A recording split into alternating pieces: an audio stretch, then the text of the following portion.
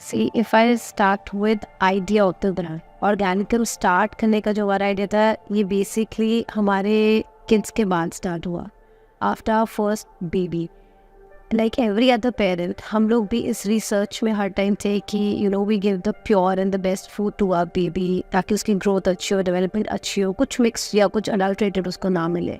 सो उस continuous research में हम बेस्ट तो ले आए मार्केट से, आप चाहे दाल कह लो, मसाले कह लो, फ्रूट्स कह लो, वेजिटेबल्स कह लो, सब कुछ ले आए। लेकिन एट द एंड हम कुक किस में कर रहे हैं? Only oils.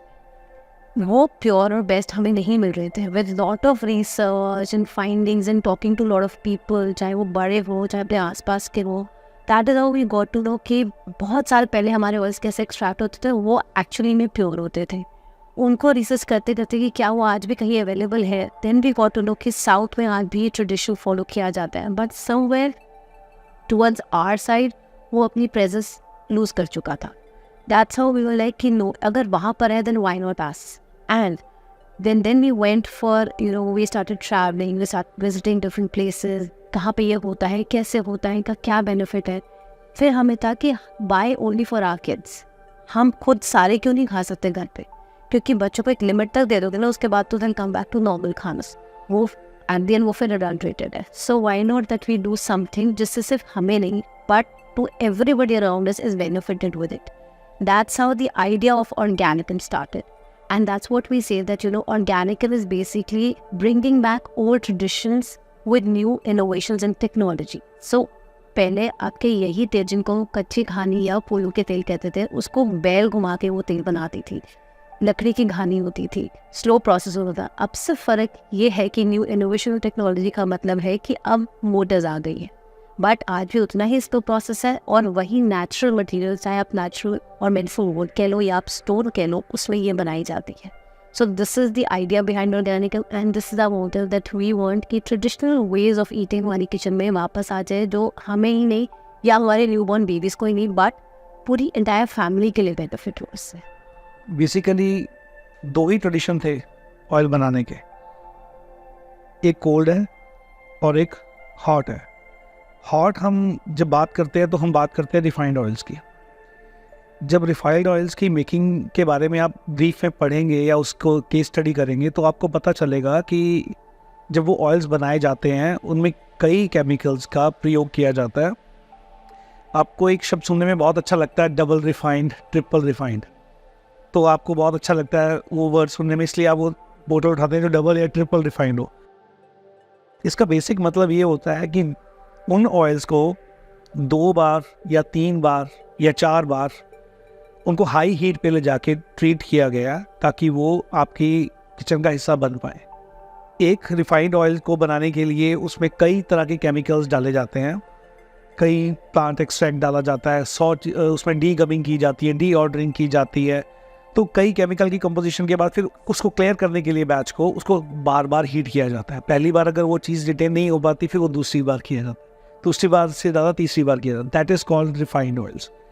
रिफाइंड ऑयल्स तो हमें खाने ही नहीं चाहिए। उसके बाद एक सेकेंड इंडस्ट्री इवॉल्व हुई उसके बाद, जिसे आप कह लो कि रोटरी कोल्हू जो होते थे, स्टील के कोल्हू जो हमारे आज के ज़माने में भी पुराने बाज़ारों में लगे रह गए हैं। सिर्फ अगर हम नॉर्थ इंडिया की बात करें वो स्टील के कोल्हू हैं और वो बहुत ज़्यादा अनहाइजीनिक हैं, बट लोगों के पास उसके सिवा कोई विकल्प नहीं है। या कह लो कि हमारी पुरानी मंडियों में आज भी वो एक्सपेलर मशीन्स लगी हुई हैं जिसमें लोहे का स्क्रू लगा होता है, और जब वो स्क्रू घस जाता है कुछ समय के बाद, कुछ महीनों बाद, तो वो screw and of the day कहाँ जा रहा है? वो आपके ऑयल में। हम समझ ही नहीं पाते उस चीज़ को। और कुछ लोग आज की डेट में बोलते हैं कि आपके जो ऑयल्स हैं रूम टेम्परेचर पे एक्सट्रैक्ट किए गए हैं। रूम टेम्परेचर का ऑयल की एक्सट्रैक्शन से कोई लेना देना है ही नहीं। रूम टेम्परेचर एक अलग चीज़ है, सरफेस टेम्परेचर एक अलग चीज़ है। सो उसको भी वो कोल्ड कह के बेचते हैं, जो कि सवाल आज तक किसी इंसान ने पूछा ही नहीं है। आपको कह दिया जाता है कि जी सर ये रूम टेम्परेचर में एक्सट्रैक्ट किए गए ऑयल्स हैं। रूम टेम्परेचर का मशीन के साथ ऑयल निकाले हुए टेम्परेचर से क्या मतलब है? उसका सरफेस टेम्परेचर तो किसी को पता ही नहीं है कि सरफेस टेम्परेचर क्या था जिस टाइम पे उसमें से ऑयल एक्सट्रैक्ट किए गए। हम में से कोई ये सवाल पूछता नहीं है क्योंकि हमें इस बात का पता ही नहीं होता। पहला प्रोसेस हो गया आपका एक्सपेलर्स, जो उसमें हीट नहीं यूज़ करते कि निकाल देते हैं। फिर दूसरा हो गया रोटरी कोल्हू, वो इतने अनहाइजीनिक एरिया में बने होते हैं, कभी कभी तो मैं खुद हैरान हूँ, बहुत जगह पे देखा है मैंने कि जो स्टील के कोलू लगे होते हैं उसके आसपास उन्होंने पानी वाली एक छोटी सी ड्रेन बनाई होती है। कभी आपने उनसे पूछ के देखा कि ये ड्रेन क्यों बनाई हुई है? तो वो ये जवाब देते हैं कि ये चूहे ना घुस जाएं इस मशीन में, उसे बचाने के लिए हमने ये ड्रेन लगाई है। तो they are also not hygienic. वो अच्छा तरीका नहीं है काम करने का, वो साफ़ सुथरा। बस आपके मन में एक सेटिस्फेक्शन तब आ जाती है कि आपने वो ऑयल अपने सामने निकलवाया। हाइजीन कैसे देखनी है, कैसे देखना है, उसका नहीं पता होता। और तीसरा एक कंसेप्ट आता है इसमें, आजकल चाइनीज़ मशीन्स आ गई हैं, वो ऑयल स्टेनलेस स्टील की, जिनमें थर्मोस्टेट लगा हुआ है। उनमें थर्मोस्टेट लगा हुआ है, वो भी 80 डिग्री से लेकर 200 डिग्री तक जाता है जब ऑयल एक्सट्रैक्शन करनी होती है। अब आप बताइए, जिस मशीन में थर्मोस्टेट लगा हुआ है वो कोल्ड कैसे हो सकते हैं? वो कभी कोल्ड नहीं हो सकते। तो 2017-18 में जब ये इंडस्ट्री एज अ ब्रांड में इवॉल्व हुई है वुड प्रेस्ड ऑयल्स की, तो they have to come up with the terminology wood pressed. क्योंकि जब हीट दोगे आप सीड को, उसको केमिकली ट्रीट करोगे, आप कुछ भी करोगे, मैक्सिमम एक्सट्रैक्शन ले सकते हो उस टाइम पे सीड से। तो सब उसी पैटर्न को फॉलो करते हैं। और उसके जब कंपेयर करते हैं हमारे ऑयल्स के साथ, तो जब इसको भी कोल्ड लिखा जाए, उसको भी कोल्ड लिखा जाए, लोगों को बेसिक नेचर नहीं पता ऑयल कैसे बना है। लोग समझते हैं दोनों ही सेम है, बट ये महंगा क्यों है? बेसिक कोल्ड इज जब ऑयल का सरफेस टेम्परेचर हमारी बॉडी के टेम्परेचर के इक्वल बैठता है। आई मीन टू से इज 35 डिग्री से लेके मैक्सिमम 40 डिग्री सेल्सियस के बीच में जब ऑयल्स एक्सट्रैक्ट किए जाते हैं, उसको कोल्ड प्रेस ऑयल्स बोलते हैं। So that is the basic difference between cold press and the wood press oils. और रिफाइंड इंडस्ट्री को तो हम इससे दूर ही गिनते हैं। हम कभी इसको आप एड अप ही मत करें, इसको किसी काउंटिंग में ले ही नहीं सकते आप। जब हमारे new born baby was born in 2017 back, तो हमने फूड के ऊपर जब स्टडी करा, तो उसके बाद I went back to south. वहाँ पे जाके हमने डिटेल स्टडी करी, डिटेल हर चीज़ की डिटेल में गए। उसके बाद मैंने प्रोफेशनली अपने आप को एजुकेट करा how to make the oils. वहाँ पे रहकर मैंने प्रोफेशनल ट्रेनिंग लिया। उसके बाद I am certified manufacturer of oils. So ये जब सब चीज़ें सीखनी एक मैंने पैशन बना लिया, क्योंकि जब हम अपने लिए, हमने पहले साउथ से ऑयल्स प्रिक्योर करें, हमने यूज़ करें, हम अपने फ्रेंड्स एंड फैमिली के लिए भी वहाँ से ऑयल्स लेके आ गए साथ में। वो हमने अपने फ्रेंड सर्कल में डिस्ट्रीब्यूट किए। यूज़ करने के बाद सबने कहा ये ऑयल आपके बहुत अच्छे हैं, हमें फिर से मंगवा के दो। मैंने वहीं पे साउथ में दोबारा कॉल किया, मैंने वहाँ से ऑयल्स मंगवा के उनको दे दिए।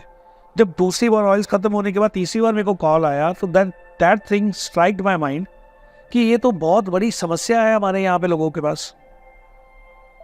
ये तो बहुत बड़ी ज़रूरत है जो हमारे यहाँ पे कैटर ही नहीं कर पा रहा कोई। तो उस चीज़ को समझने के बाद फिर हमने सर्च किया कि हमारे आसपास कौन कौन लोग हैं जो इसको लेके काम कर रहे हैं।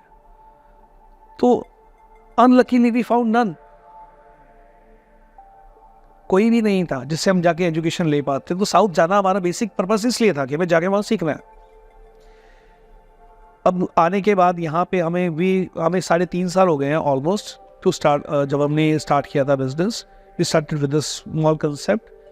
उसके बाद हमने we penetrated in the market, लोगों को एजुकेट किया, समझाया इसकी बहुत ज़रूरत है। आज हम एक पैटर्न को फॉलो करते हैं हमारी एजुकेशन और स्टडी के बाद इस चीज़ को लेके। We have made a pattern of SOS, जैसे हमने नाम दिया SOS का। What is SOS all about? Sweeteners, oils and salts. अगर हम लोग अपनी सोसाइटी को हेल्दी चाहते हैं, हम अपने घर के ये बेसिक 3 एलिमेंट्स जो हमारे बुजुर्ग भी फॉलो करते थे। आज से आप अगर 1960 में या 70 दशक में पीछे चले जाते हो, तो आप ये एक्सपीरियंस करोगे कि आपके जो पेरेंट्स और ग्रैंड पेरेंट्स थे, वो अपना ऑयल कोल्हू से निकलवा के लेके आते थे डोलू में भर के। और वो जो मीठा खाते थे, वो उसमें गुड़ और शक्कर की मात्रा ज़्यादा होती थी। कोई सल्फर शुगर, प्रोसेस शुगर तो होती नहीं थी तब भी। और अगर नमक यूज़ करते थे तो नमक में वो सेंधा नमक यूज़ करते थे।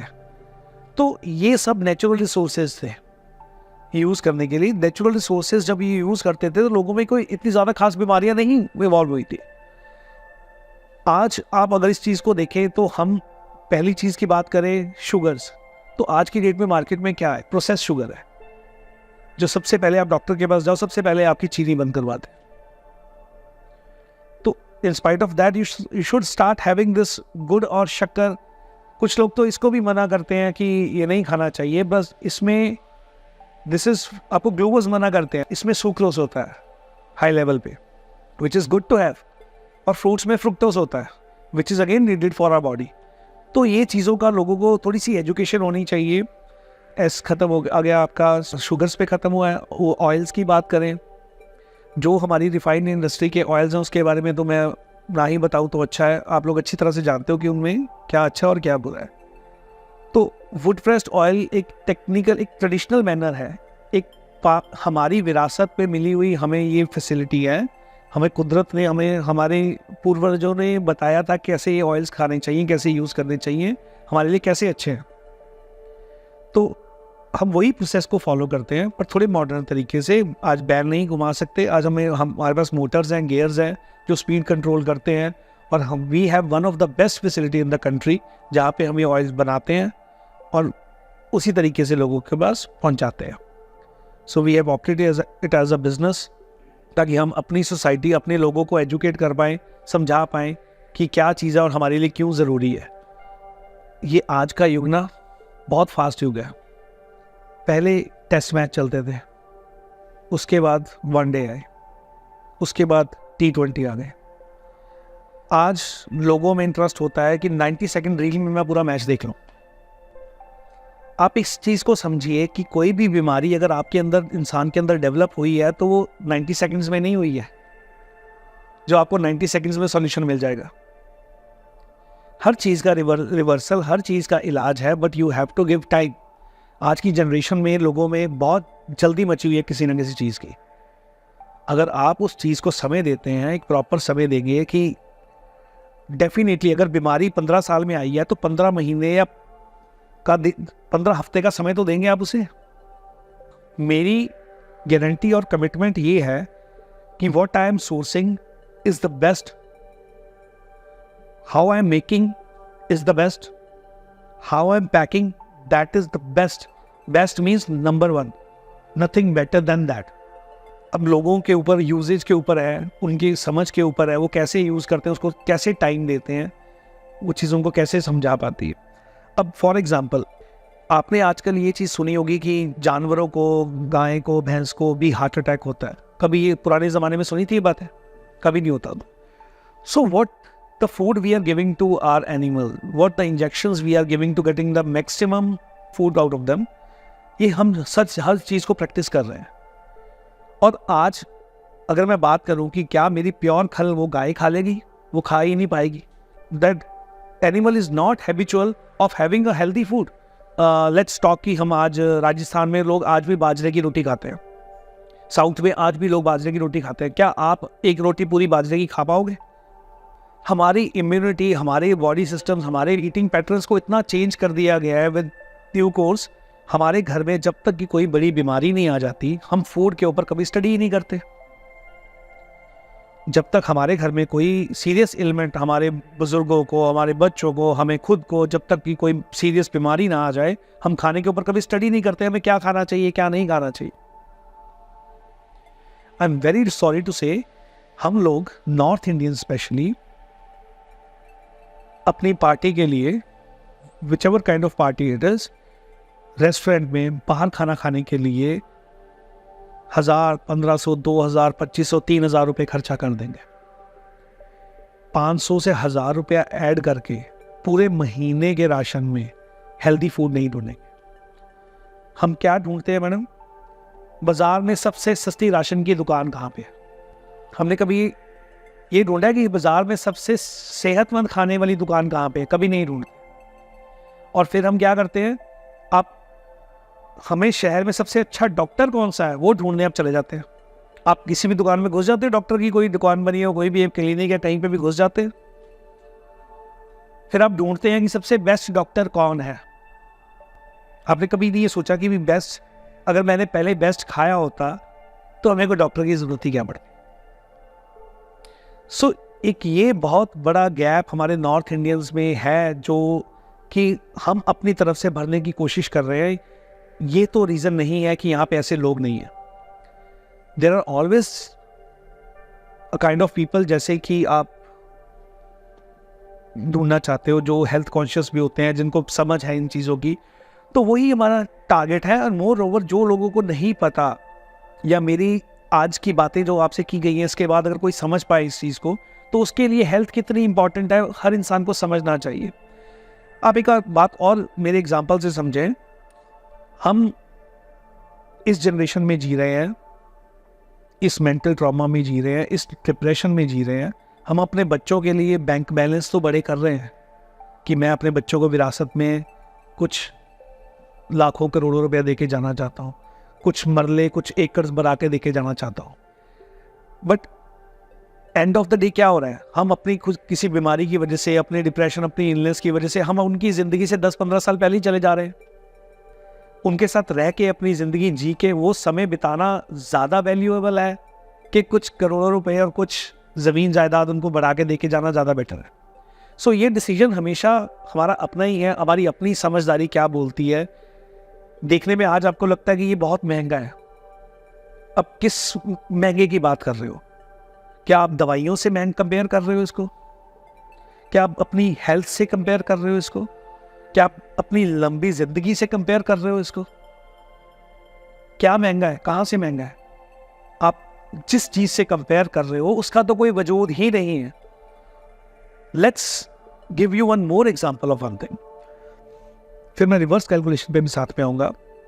मार्केट में 120 रुपए से लेके 150 रुपए के बीच में मस्टर्ड ऑयल मिलता है।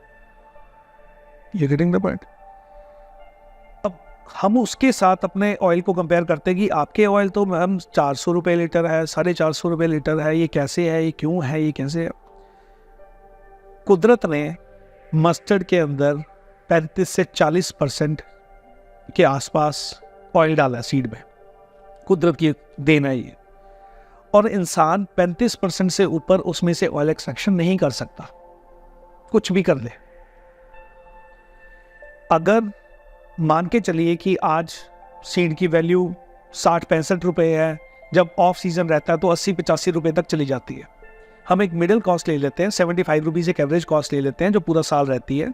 You multiply with 3, you will get the figure of around 225 rupees. 225 रुपये का सीड लगता है सिर्फ 1 लीटर तेल निकालने में। अब आप कहेंगे भाई साहब इसमें तो खल भी तो होती है। ठीक है, खल की वैल्यू भी काउंट कर लेते हैं। 2 किलो अगर खल भी बीच में से निकल गई, 2 किलो खल भी बच गई, तो 40 से 50 रुपए की वो खल भी बिक गई अगर आपकी, तो अगेन 175 रुपये आपकी बेसिक कॉस्ट आई है हीट प्रोसेस से तेल निकालने की, सीड से सिर्फ। अभी मैंने बीच में मशीन की रनिंग कॉस्ट नहीं गिनी, एसेट कॉस्ट नहीं गिनी, लेबर कॉस्ट नहीं गिनी, पैकिंग कॉस्ट नहीं गिनी, इलेक्ट्रिसिटी नहीं गिनी, जिस दुकान पे वो बन रहा है उसका किराया नहीं गिना, जो मालिक ने अपना खर्चा निकालना है वो नहीं गिना, डीलर का खर्चा नहीं गिना, डिस्ट्रीब्यूटर का खर्चा नहीं गिना, मार्केटिंग का खर्चा नहीं गिना, और आज आपको वो ऑयल फिर भी 130 रुपये से लेके 150 रुपये में कैसे मिल रहा है, आप बताओ। ये सवाल कभी हम अपने आप से पूछने का हमारे पास समय ही नहीं है, हम सोचते ही नहीं है। अगर हम इसको डीप थॉट दें तो शायद हम इसके आंसर पे भी, कंक्लूजन पे भी, अब हमारे महंगे क्यों हैं, we could only extract a certain percentage। हम क्या कर सकते हैं, सिर्फ जो कुदरत ने उस सीड में ऑयल डाला है, उसके बाद हम हमारी लकड़ी, एक तो हीट की, it's a bad conductor of heat, एक साइंस लैंग्वेज में बात करो, लकड़ी गर्म घर्षण से गर्म नहीं हो पाती, मतलब उसकी अपनी प्रॉपर्टी है ये। तो जब लकड़ी में प्रोसेस किए जाते हैं, एक उस पर प्रेशर नहीं डाला जा सकता, प्रेशर डालेंगे तो वो टूट जाएगी। तो हम सीड में से उतना ही ऑयल निकाल पाते हैं जितना कि उसकी बेस्ट प्योरेस्ट फॉर्म निकल पाती है। तो क्योंकि उसने ना ही प्रेशर देना ना ही हीट देनी है सीड को, तो उसकी नेचुरली जो प्योरेस्ट फॉर्म निकल पाएगी। लेट्स से कि मैं मस्टर्ड में से, हमारी मशीन जो है, जो तरीका है, हम 24 से 25% का तेल निकाल पाते हैं। ये है प्योरिटी, ये है सच्ची बात, ये है ट्रुथ, ये है रियलिटी, जिससे हम सबको वाकिफ होना चाहिए, हमको समझनी चाहिए ये बातें, कैलकुलेट करनी चाहिए। सिर्फ इस ग्राउंड्स पे हमें कैलकुलेशन नहीं करनी चाहिए। मेरे घर पे ABC एक आदमी, एक जन बीमार है, तो अब मेरे को सोचना है, आपको आज ही सोचना है। हम आपको नॉलेज दे सकते हैं, जो अभी कोशिश करें कि हम लोगों को एजुकेट करें कि वो कि कैलकुलेशंस कैसे बैठती है, और वो खुद अपने लेवल पे कैलकुलेशन करें, गूगल है हम सबके पास, हमने बेसिक्स दे दिए। अब उसके ऊपर वो कितना डीप स्टडी करते हैं ये हर एक पे अप्लाई कि वो कितने कॉन्शियस है हेल्थ को लेके। अगर वो इन पॉइंट्स को पकड़ के स्टडी करना स्टार्ट करें तो सबके पास आंसर खुद ही आ जाएगा कि वो क्यों सस्ते हैं या हम क्यों महंगे हैं। एंड उनको कहाँ पे डिसाइड करना चाहिए कि उन्होंने अपने घर में अपनी फैमिली के लिए क्या लेके आना है। तो ये अब हम बाकी सब पे छोड़ते that you know they need to decide कि what is good for them and for their family and the coming generations. क्योंकि अभी अगर हम ये हेल्दी हैबिट्स स्टार्ट करेंगे तो it will carry on till our generations. जैसे हम बचपन से बच्चे को सिखाते हैं फ्रूट खाओ, ड्राई फ्रूट खाओ, सैलेड खाओ, तो बच्चा एंड मोमेंट तक उस चीज़ को फॉलो करता है। सिमिलरली अगर हम ये हैबिट्स या ये बेसिक्स अगर हम इस टाइम पे अपने क्लियर कर लेंगे तो ये चीज़ें आगे अपने आने वाली जनरेशंस को भी समझा पाएंगे कि सस्ते पे मत जाओ, स्टडी करो अपने फूड के बारे में। अभी हम क्या कहते हैं, आप ब्रांड्स खरीद रहे हो, पहले देखो कहाँ पे सस्ता मिल रहा है, क्वालिटी क्या है, लोग के रिव्यूज़ क्या है वो देखो। या स्कूल के बारे में लोग पढ़ते हैं, स्कूल के बारे में लोग पूछते हैं, गैजेट्स है, कार्स है, हर चीज़ के बारे में। लेकिन वही बात है जैसे पहले सर ने कहा कि फूड के बारे में कोई भी बात नहीं करता कि यू नो हमें ये लेना चाहिए कि नहीं चाहिए, यार इसमें अगर ये चीज़ डाली हुई है, ये preservative, what is preservative class 1, what is preservative class 2, हमने कभी नहीं पढ़ा। व्हाट इज़ एसिडिटी, ये वो जो भी कुछ लिखते हैं हमने कभी स्टडी नहीं करा उस बारे में। ठीक है, हमें देखने में अच्छा लगे, हमने उठा लिया। अब we want people to study about their food. वो पढ़े, हमने पॉइंटर्स दे दिए, उसको फॉलो करते हुए they start studying and that is how we educate our kids also कि अपने फूड के बारे में पढ़ो and then decide what is good for you and get it no. ये चीज़ है। बहुत लोग इस इंडस्ट्री से जुड़ रहे हैं जो कि बहुत अच्छी बात है। I have kept my plant open to all. शायद मैं ही अकेला इंसान हूँ इस रीजन में, इस टेरिटरी में। मैंने अपना यूनिट सबके लिए ओपन रखा है। आओ देखो हम क्या करते हैं, कैसे करते हैं। Basically we are transparent. हम बाकी इस तरह we don't want to hide कि हम क्या करें। अगर हम कह रहे हैं ना that we are giving you pure best and the healthiest oil, nutrition oil, तो आप आके देखो। आपको कोई भी ऑयल इंडस्ट्री में they will not let you come and see. कोई ऑयल इंडस्ट्री का कहीं पर भी आपको नहीं अलाउ करते, but we want people to come and see उनके ऑयल्स कैसे एक्सट्रैक्ट होते हैं। They can sit and see themselves कि ये पूरा प्रोसीजर है और वो अपना ऑयल के सामने अपने सामने पैक करा के अपना लेके जा सकते हैं। क्योंकि अगर हम कह रहे हैं तो हम दावे से कह रहे हैं, वी आर नॉट चीटिंग या हम कुछ भी छुपा नहीं रहे। आप आके देखो, अपने बच्चों को भी दिखाओ। This is one education for them. एक नॉलेज है that you no this is how study should be. और हमें खाना कैसे खाना चाहिए, हमें अपने खाने के बारे में पता होना चाहिए। तो आप आके देखो, वी शाउट आउट कि you know we are the healthiest, we are the pure, and ये है जो सबसे न्यूट्रिशनस ऑयल है, तो वो क्यों है आप आके खुद देखिए। Maybe this is one USP that we are something you know separate from the league. बाकी डेफिनेटली जैसे सर ने कहा बहुत कंपेटिटर्स आ रहे हैं और वो हमारे लिए अच्छा भी है, बिकॉज उतना ही ज़्यादा ये ऑयल की आप प्योर चीज़ अवेलेबल होगी सबके लिए यहाँ पे। तो उसमें कोई हार्म नहीं है coming, but yes this is one our USP that we are there and we give pure. If you sing तो 100% we are giving that and it's the most hygienic unit you can find. And we mostly educate people यहाँ पे। We are not afraid of copying. क्यों नहीं है we are afraid of copying? Because हमने जो facility बनाई है, जो ट्रेडिशन में हम काम कर रहे हैं, अगर हमसे सीख कर कोई ये काम को ऑप्ट भी कर लेगा तो क्या करेगा? सोसाइटी का भला करेगा या बुरा करेगा? आप समझ सकते हैं। तो भला ही करेगा वो सोसाइटी का। अगर हमें कॉपी करके रेप्लिकेट कोई कर भी ले, ma'am see end of the day जिस प्रोसेस में हम ये प्रोसेस करते हैं, हम कभी मास प्रोडक्शन या बल्क प्रोडक्शन में नहीं जा सकते। अगर मैं कैपेसिटी में आज मंथली आपको 10 to 15 20,000 लीटर ऑयल दे सकता हूँ इस बना के, तो मैं उतना ही दे सकता हूँ, इससे ज़्यादा कैपेसिटी में नहीं बना सकता। तो ये एक लिमिटेशन है। और health 20,000 litre means 500 families I am catering. 500 परिवार मैं कैटर कर पाऊंगा या 1000 परिवार या 5000 परिवार कैटर कर पाऊंगा, पर कितने परिवार हैं जिनको इसकी ज़रूरत है? और अगर मुझे कोई कॉपी करके रेप्लिकेट कर भी लेता है तो वो इंसान सोसाइटी में अपना योगदान डालेगा। और दूसरा पॉइंट मैं इसमें ऐड करूंगा कि ये हमें लोगों से सेपरेट इस तरह से कैसे करती है। मुझे किसी कंपनी के बारे में कुछ नहीं पता, मेरे को किसी कंपनी के बारे में कुछ नहीं पता। मुझे सिर्फ इतना पता है मैं पूरे हिंदुस्तान में से बेस्ट सीड प्रिक्योर करता हूँ। अगर मेरा नारियल है तो वो तमिलनाडु से आता है, अगर मेरी सेसमे है तो एमपी से आती है, अगर मेरी येलो मस्टर्ड है वो जोधपुर से आती है, ब्लैक मस्टर्ड मेरी हनुमानगढ़ से आती है, एप्रिकॉट मेरा गढ़वाल से आता है, एंड बादाम की बात करें तो मेरा कश्मीर से आता है। सो हम अपना सीड खुद पर्सनली प्रिक्योर करते हैं ऑल ओवर इंडिया। उसके बाद जिस घानी में मैं बनाता हूँ उसमें हम वागी वुड यूज़ करते हैं, और उसकी medicine values and properties you can go and Google, and उसकी प्रॉपर्टीज़ आपको वहाँ से मिल जाएंगी। That's a medicine would which I use. And thirdly, जो मेरी फैसिलिटी है, I claim and I say that that is one of the best and the finest facility in the country where I make oils. Finest में मैं एक चीज़ add करूँगा कि most hygienic, most neat and clean, सारे parameters का ध्यान रखा जाता है वहाँ पे, सफाई का ध्यान रखा जाता है, हर चीज़ का ध्यान रख के फिर हम ऑयल्स को प्रोसेस करते हैं, फिर हम ऑयल्स को पैक करते हैं ताकि उनकी टैम्परिंग ना हो, कोई चीज़ उनको हाथ ना टच करे, ह्यूमन टच कम से कम हो। पर इस प्रोसेस में ह्यूमन टच के बिना कोई काम नहीं है। We can not automate this system, that's why we can not scale this system. इस सिस्टम को हम ऑटोमेशन 100 पे ले गए, 100% ऑटोमेशन में ले जा नहीं सकते, तभी हम इस सिस्टम को स्केल नहीं कर सकते। तो ये ट्रेडिशनल वे ही होगा, ट्रेडिशनल मैनर में ही होगा।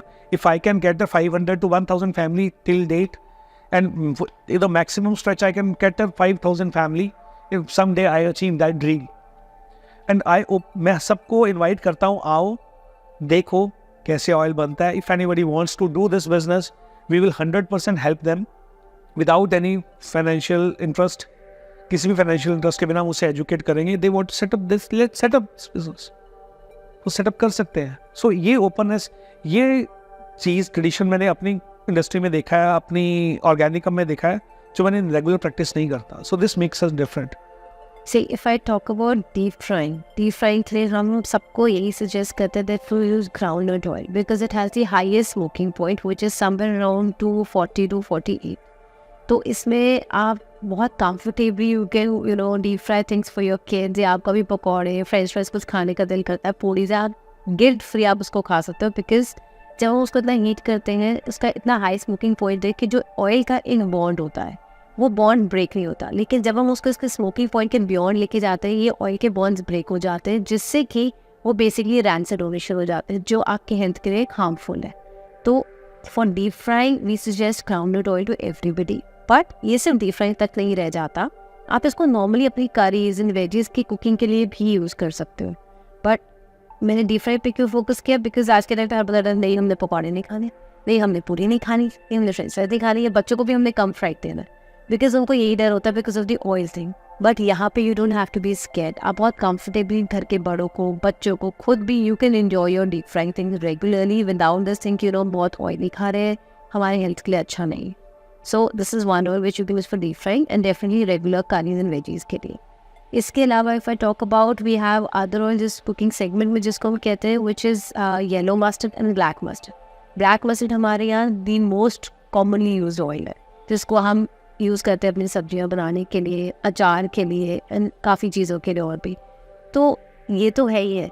उसके अलावा we have yellow mustard जो यहाँ पे थोड़ा भी कम मिलता है। That kind of oil is, फ़र्क क्या है दोनों ऑयल्स में? ये है कि ब्लैक मस्टर्ड जो है हम लोग घर में जलाते हैं पहले, उसकी वो एक कड़वापन होता है, एक तीखापन होता है जो आँखों में भी लगता है फिर जलाते हैं। Lot of people are not comfortable with that flavour, वो एक स्पाइसीनेस भी ऐड करता है। वह जो येलो मस्टर्ड है उसको जलाने की भी ज़रूरत नहीं पड़ती, ना ही उसमें वो स्पाइसीनेस है, वो बहुत ही माइल्ड फ्लेवर का ऑयल है जो कि बेसिकली मर्ज हो जाता है आपके फूड के साथ विद कुकिंग। और अगर हम कहें तो it is definitely rich in omega 3 and 6 in comparison to black mustard। और इसको दूसरा नाम अगर मैं आपको इंटरनेशनल लेवल बोलूँ, आप इसको कह सकते हो it is basically olive oil of India. Because जैसे ऑलिव ऑयल यहाँ पे सब कॉमनली यूज़ करते हैं हर सब्जी में, हर सैलेड में, ऑन एवरीथिंग, आप इसको भी कंफर्टेबली यूज़ कर सकते हो। इसका ऐसा कोई फ्लेवर नहीं है जो एकदम से लगेगा, ऐसा नहीं है इसका। उसके अलावा देन वी हैव कोकोनट। यहाँ अपने नॉर्थ इंडिया में लोगों का कोकोनट ऑयल का फ्लेवर नहीं है, तो वो दूर भागते हैं उससे। But it is the most healthiest oil to use for cooking. और साउथ में तो लोग डीप फ्राइंग करते हैं कोकोनट ऑयल में। मोरओवर हमारी रेसिपीज़ भी ब्लेंड नहीं होती इसके साथ, तो फिर इसलिए कोकोनट ऑयल कुकिंग में कम यूज़ होता है, एक्सटर्नल एप्लीकेशन में ज़्यादा यूज़ होता है। लेट्स टॉक कि आज की डेट में लोग इसे कॉफ़ी शॉट्स में यूज़ कर रहे हैं, ऑयल पूलिंग में यूज़ कर रहे हैं, फर्स्ट फैट बर्नर की तरह यूज़ कर रहे हैं। So there are many other uses baby massage में यूज़ कर रहे हैं, हेयर मसाज में यूज़ कर रहे हैं। एक अपने कस्टमर का रिव्यू ऐड करते हुए साथ में बात बताना चाहूँगा। A lady has got the skin dryness problem since 20 years। हमारे कोकोनट ऑयल ने वो भी ठीक करी। A new mother give birth to a baby, she had got stretch marks. उनके पर्सनल रिव्यूज़ हैं, the marks are going very easily and very fast. That's not because of only my oil, that's because of the pure oil what we are giving.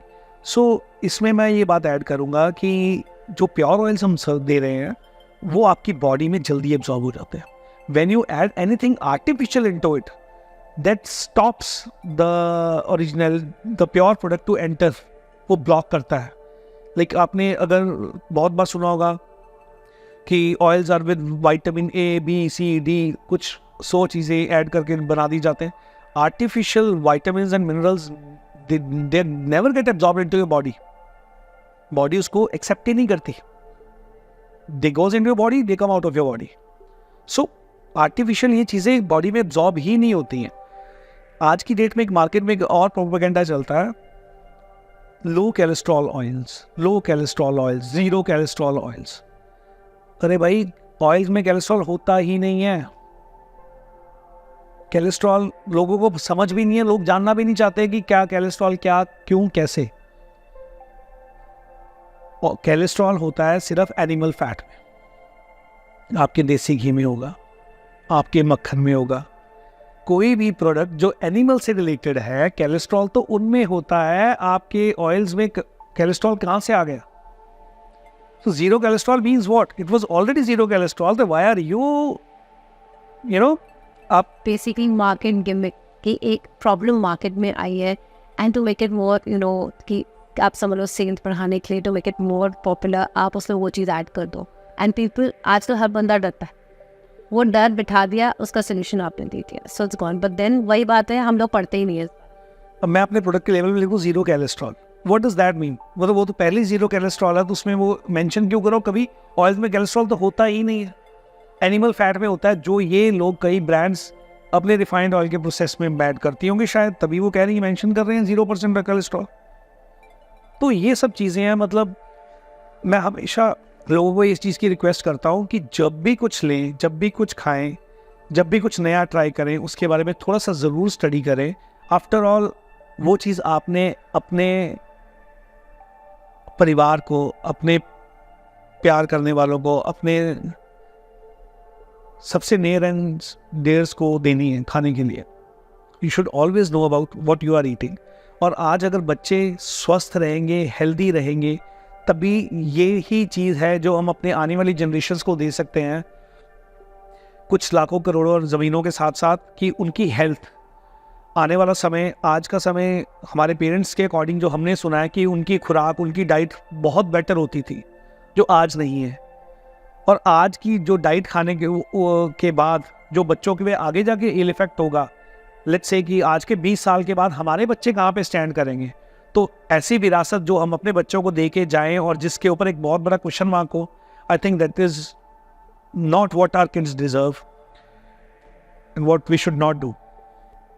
Message एक loud and clear लोगों के लिए यही है कि अगर हम एक सेहतमंद भविष्य अपने लिए, अपने परिवार के लिए सोचते हैं या उसका सपना देखते हैं, तो we have to get back to our roots.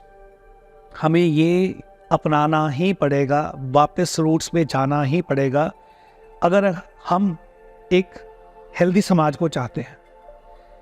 हमारे पास कोई दूसरा विकल्प नहीं है, कोई अल्टरनेटिव सॉल्यूशन नहीं है।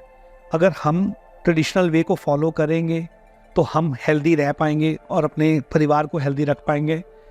नहीं तो आई डोंट थिंक कि this coming time is giving any solution of any kind to anybody else than health issues या बहुत सारी बीमारियां, या कोलेस्ट्रॉल या बीपी या शुगर या कैंसर जैसी बीमारी। आज हमारी स्टेट में maximum number of cancer patients हैं।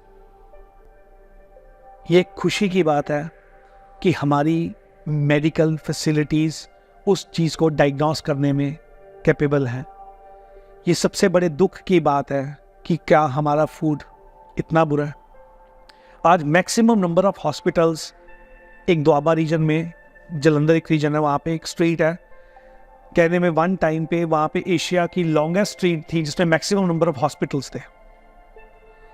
ये खुशी की बात भी है और गम की बात भी है। अच्छी बात है कि मेडिकल फैसिलिटी है, बुरी बात है इसकी ज़रूरत क्यों पड़ी,